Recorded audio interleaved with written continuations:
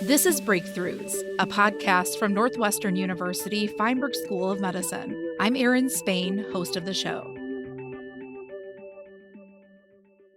Mental health problems are common in the U.S.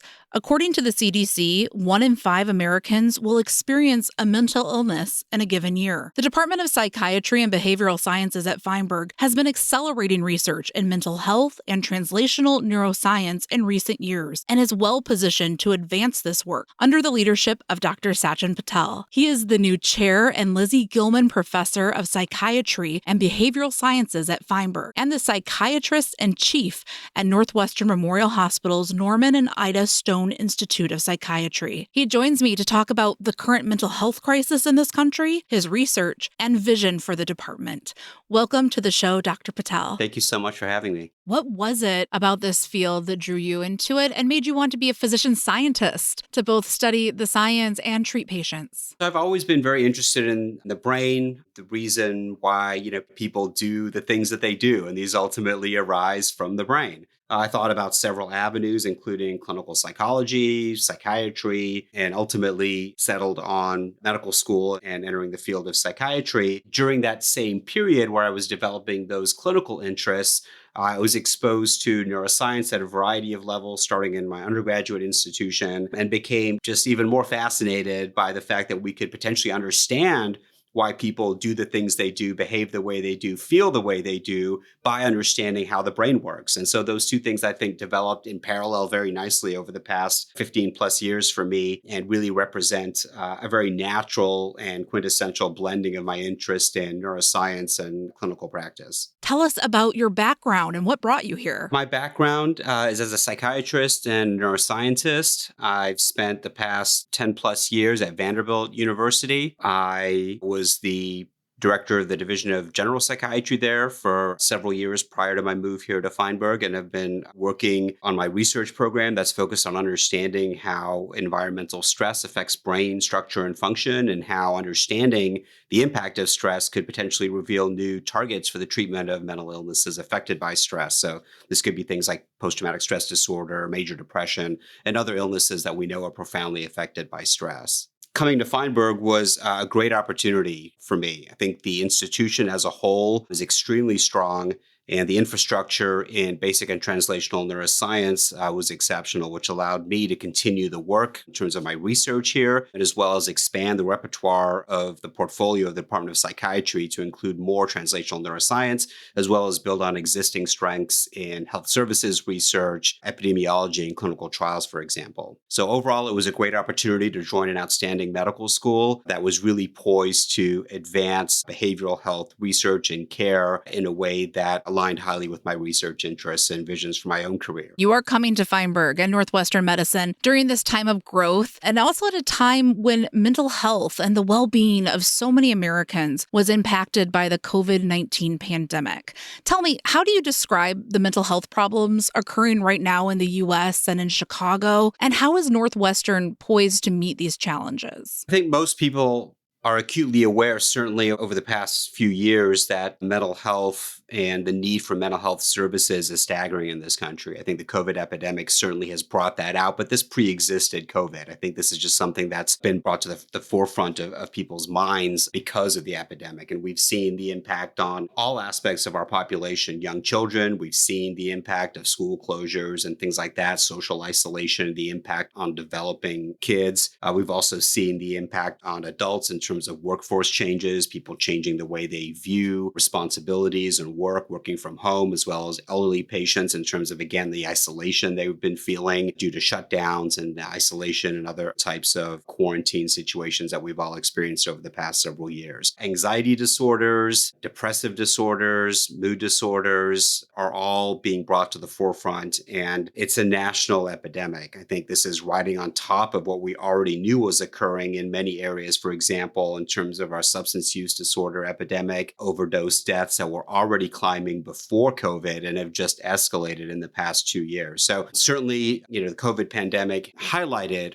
a lot of these pre-existing mental health concerns, but they've been there for a long time. And I think one of the benefits of the past several years has been really putting this in the forefront of society and people, reducing stigma, talking more about the mental health impact of the COVID pandemic has been a good thing. I think allowing people the opportunity really to talk more openly about the impact of different types of stress on their mental health and well-being has been a good thing. In terms of being poised to tackle some of these major issues, it's difficult all around the country and all around the world. The main thing to consider when we're talking about Feinberg and Northwestern medicine is the major investments in behavioral health that they're making, not only with my arrival, but prior to that, and ongoing investments in ensuring that behavioral health is incorporated into all areas of health in general. So moving mental health care out more into primary care settings, so collaborative care models, which have already been initiated that are going to be expanded, which is a great way to increase access for behavioral health services to people outside of departments of psychiatry per se. So providing care to folks where they can get it, increasing access at any point of entry within the health system, whether that's the emergency room or pediatrics offices or internal medicine offices. So that's just one example, but there are many others that make me optimistic that Northwestern Medicine and Feinberg are well positioned to take on these mental health issues that really are quite staggering and need a substantial amount of attention, as everybody knows. Community engagement and being involved in community health centers around the city has been a priority. Tell me how you're going to continue doing that and working in our local communities to bring the services of our trainees and students and faculty out into the community. Partnerships with local nonprofit healthcare and behavioral healthcare centers is something that's ongoing. Moving behavioral health services into underserved areas and focusing on historically underserved populations is something that we're going to be actively working on. Starting new service lines that address emerging behavioral health needs is also something we're very interested in. And given the diverse population of the region, it's something that I think will help set Northwestern medicine apart in many ways. You've mentioned launching a new center for psychiatric neuroscience. Tell me about that and what we can expect. This really stems from my personal career as a psychiatrist, taking care of patients, but also being a trained basic and translational neuroscientist. And it combines really, I think what most people are beginning to understand is that, the brain is really one of the final frontiers left in science. And understanding how the brain works and deteriorates under certain conditions to really ultimately result in mental health conditions is something we actually really know very little about. We're beginning to learn lots and lots about the brain, and we have over the past 60, 70 years. But it remains largely mysterious in terms of how things break in the brain, how to fix them really at a mechanistic level. And launching this Center for Psychiatric Neuroscience is really aimed at bringing together basic translational neuroscientists that have a goal of understanding and deepening our understanding of the pathophysiological mechanisms that underlie mental illness, with the ultimate goal of being able to reveal new molecular targets, for example, for therapeutics intervention, as one particular example. Also understanding the mechanisms by which current therapeutics work, which might allow us to then generate new drugs based on that understanding of existing mechanisms of action. There's a real need to dissect the brain, to understand how it works at a very fundamental level. How does the brain and its electrochemical structure result in things like emotion, cognition, memory? I mean, a lot of those things are really fundamentally still unknown. And unless we understand that, it's going to be very difficult to understand how those processes get dysregulated and result in disorders like PTSD and depression. Bringing together folks that have that common goal, working with clinicians and clinical neuroscientists to come together to address these in a comprehensive way is really one of the goals of the center. Tell me about some of the technology you're going to be using in this center, including some brain imaging and other technologies. There's been an unprecedented growth in technological advancement in brain sciences over the past decade. We're doing things today that really weren't even imaginable 15 years ago. And so those include, for example, real-time analyses of large-scale neural networks in behaving model systems. These things just could not have been done without the technological revolution, really, that's occurred over the past 10 years in brain sciences. Combining that with rapidly growing computational approaches to really understand the mechanisms by which these, large-scale neural ensembles end up coding for and representing really complicated aspects of the environment, of the internal states like emotions. We're really on the cusp of being able to understand these things in ways that have never been able to occur before. And so technological advances in microscopy and cell imaging at multiple levels are really one of the main focuses. And understanding behavioral constructs at a much deeper level using unbiased approaches and machine learning approaches have also been rapidly escalating over the past 5 or 6 years. And those are also new approaches that are going to be incorporated into the center. Much of your research involves environmental stress and how it can affect brain structure and function. Tell me about your work and what you've discovered over the years. Early on, it became very clear to me that stress is one of the things that has a substantial impact on mental health. So all the way from things where it's quite obvious, like post-traumatic stress disorder, that involves, of course, exposure to severe stress as sort of a causative agent. But many, if not all other forms of mental illness are also exacerbated by stress. So for example, patients with substance use disorders can often relapse after long periods of abstinence when they're exposed to stress. Patients with psychotic disorders can often exhibit exacerbations of symptoms under stress. Anxiety disorders and depression get worse when exposed to stress. So for me, it really seemed like understanding how stress impacts the brain could really have broad implications for understanding a lot of mental health disorders. So I really have focused on that for the vast majority of my career. And within that area, we've been very interested in understanding how brain cannabinoid systems are involved in how stress impacts the brain. So brain cannabinoid systems, as some folks may know, are systems that are the target of certain constituents of cannabis, particularly THC, which is one of the primary psychoactive component of cannabis plants, activates a particular receptor in the brain known as the cannabinoid receptor. The brain also produces endogenous molecules that are endogenous cannabinoids that also activate the same receptors. This is very analogous to endogenous enkephalins and endorphins that we make in our own brain that bind to opioid receptors.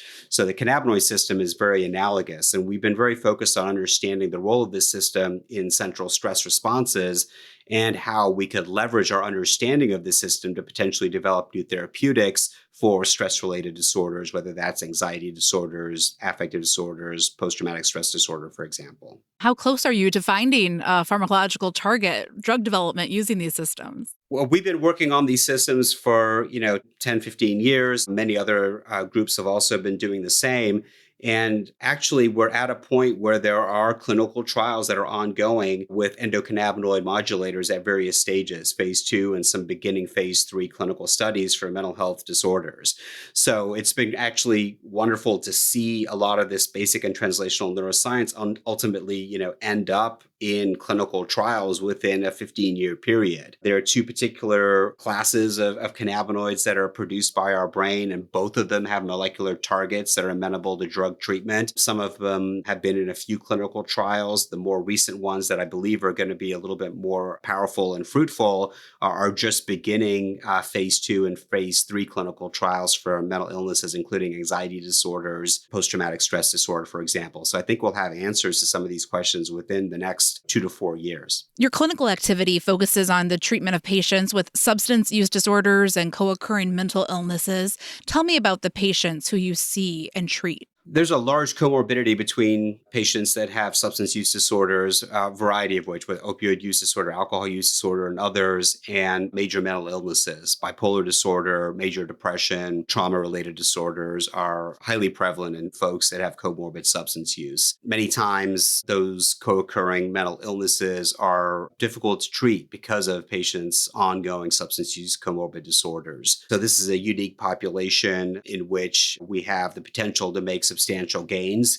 given recent advances in novel treatments for substance use disorders and emerging therapeutics for affective disorders. So this is a group that I focused on primarily in the acute care setting, hospitalized patients over the past 10 or 12 years. What are you most excited about right now in the field? What's happening that just makes you so thrilled to come in and work with your colleagues at Northwestern to tackle these problems? I think the field in general is headed towards an exponential increase in the types of treatments we can provide for patients, and believe that within the next 10 years, the repertoire of available therapies, whether that's behavioral therapy, pharmacological therapy, or other types of somatic therapies, interventional therapies, are going to substantially increase. Part partly because of our understanding and our deepening understanding, but also because of our willingness to try new things to help patients. So the emergence of novel therapeutics in the forms of things like rapid-acting antidepressants, including ketamine, that has been a substantial, really game changer for many patients with difficult-to-treat mood disorders, including depression and suicidality. Ongoing clinical trials with novel therapeutics, including hallucinogenic and psychedelic substances, for example, might hold great promise. We'll have to see increasing interventional approaches, including magnetic stimulation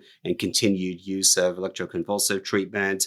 All of those make me optimistic that we're really in a phase of rapid growth, both in terms of understanding the causes of mental illness, but also developing novel therapies and also figuring out ways as a society really that will enable these therapies to become available to the vast population that need it. So increasing access to care, understanding barriers to care, figuring out systems level approaches to making sure that behavioral care is accessible to everyone that needs it. Those are all things that I'm interested in working on, that we're going to make advancements in as a society, and certainly here at Northwestern and Feinberg, and makes me optimistic that there are great things to come for the mental health care in this country. What message do you have for the Northwestern medicine scientists, clinicians, students, and trainees who are working with you to advance research and care in your department? What would you like to say to them? They're in an extremely exciting field that holds great promise, and all the work that they're doing, I truly believe, will result in substantial benefit to patients. They're working in an extremely exciting time, at a time when their work is needed more than ever. Based on many of the things we've already talked about earlier in the podcast, it's extremely important that people believe that their work in understanding the brain, understanding mental illness, will bear fruit in terms of novel treatments, better ways to treat people, better ways to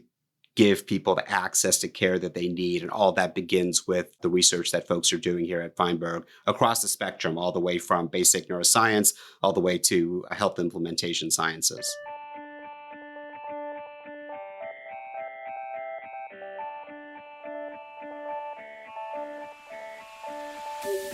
Thanks for listening, and be sure to subscribe to this show on Apple Podcasts or wherever you listen to podcasts, and rate and review us. Also, for medical professionals, this episode of Breakthroughs is available for CME credit. Go to our website, feinberg.northwestern.edu, and search CME.